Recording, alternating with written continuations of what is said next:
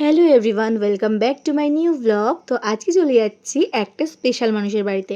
সেটা কার বাড়ি সেটা বলবো অনেক লাস্টে। এখন শুধু দেখতে থাকো। বিয়ের পর থেকে কিন্তু তার বাড়িতে যাওয়াই হয়নি। এই 3 বছর হলো আমার বিয়ে হয়েছে, তার মধ্যে কিন্তু তার বাড়িতে গেলেও সেইভাবে থাকা হয়নি। তাই সে ইনভাইট করে করে করে করে মাথা খারাপ করে দিয়েছে যে আয় আয় আয়, অনেক দিন থেকেই বলছিল, কিন্তু আমাদেরই সময় হয়ে উঠছিল না, যেহেতু আমিও কাজ করি, আমার হাজব্যান্ডও কাজ করে, তাই সময়টা হয়ে উঠছিল না। তারপরে কিন্তু সময় হতেই কিন্তু চলে গেছিলাম মেসদির বাড়ি। ইয়েস, বহু বছর হয়ে গেছে তার বাড়িতে যাওয়া হয় না, আর সে তো ইনভাইট করে করে মাথা খারাপ করে দিচ্ছে। আর যাওয়ার পথে কিন্তু আমি নিয়েছিলাম আমার সোনামায়ের জন্য তরমুজ। অ্যাকচুয়ালি আমি 3টে তরমুজ নিয়েছিলাম, একটা আমার মায়ের বাড়ির জন্য, একটা আমার সোনা মায়ের জন্য, আর একটা আমার মাসি শাশুড়ির বাড়ির জন্য। কারণ পরপর 3টে বাড়িতেই কিন্তু আমাকে যেতে হবে। আর এই গরমে তরমুজের থেকে কিন্তু বেটার অপশন কিছু হয় না, তার জন্য কিন্তু তরমুজে নিয়ে নিয়েছিলাম। তো ফার্স্টে কিন্তু চলে গেছিলাম আমার নিজের বাড়িতে, মানে মায়ের কাছে। সেখানে গিয়ে তরমুজটা কিন্তু কেটেছিলাম, কাটতেই কিন্তু একটু সাদা বেরিয়েছিল, বাট যাই হোক খেতে কিন্তু মিষ্টিই ছিল। তারপরে কিন্তু মা বলল, যা গাছে অনেক লেবু হয়েছে সেখান থেকে কিছু লেবু ছিঁড়ে নিয়ে বাড়ি চলে যা। তো সেটাই করলাম, গাছে লেবু ছিঁড়লাম। আর আমাদের এই গাছটা এতটাই লক্ষ্মী, প্রচুর পরিমাণে কিন্তু প্রত্যেকবারে লেবু দেয়। তো যাই হোক, তারপরে কিন্তু চলে এলাম বেহালাতে। বেহালাতে একটা মিও মোড়ে ঢুকলাম, কারণ আমার সোনামায়ের জন্য পেস্ট্রি নিতে হবে।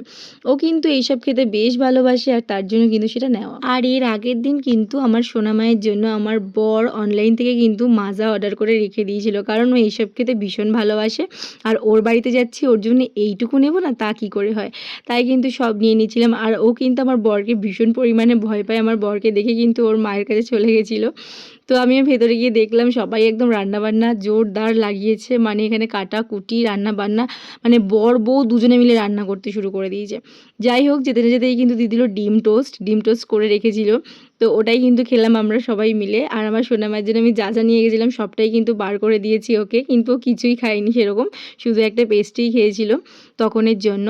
তো পেস্ট্রি সবার জন্যই মোটামুটি নিয়েছিলাম, ওর একার জন্য নিইনি। তারপরেই কিন্তু আমরা খেলাম ডিম টোস্ট খাওয়ার পরে এদিকে রান্নাঘরে গিয়ে দেখি বাবা, সব তোড়জোড় একদম শুরু। বেশ ভালোই কিন্তু তোড়জোড় হয়েছে, তোমরা দেখতেই পাচ্ছ।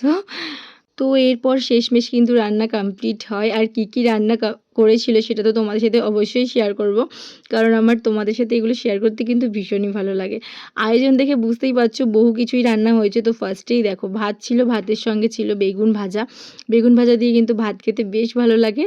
আর তারপরে কিন্তু নিয়েছিলাম তেলপোটা দিয়েও ভাতটা খেতে বেশ ভালো লাগছিলো। তেলপোটাটা সুন্দর হয়েছিল খেতে, তেলপোটা ট্রাই করলাম। তারপরেই কিন্তু ছিল পটল সর্ষেটাও কিন্তু আমিই বানাতে বলেছিলাম, কারণ পটল সর্ষে কিন্তু বহু বছর হয়ে গেছে এখানে খাওয়া হয় না, মানে শ্বশুর বাড়িতে খাওয়া হয় না, এগুলো আমার বাপের বাড়িতে গেলেই বেশিরভাগ খাওয়া হয়।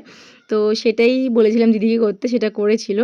তারপরেই কিন্তু কাতলা কাটা, কাতলা কাটা এনেছিল।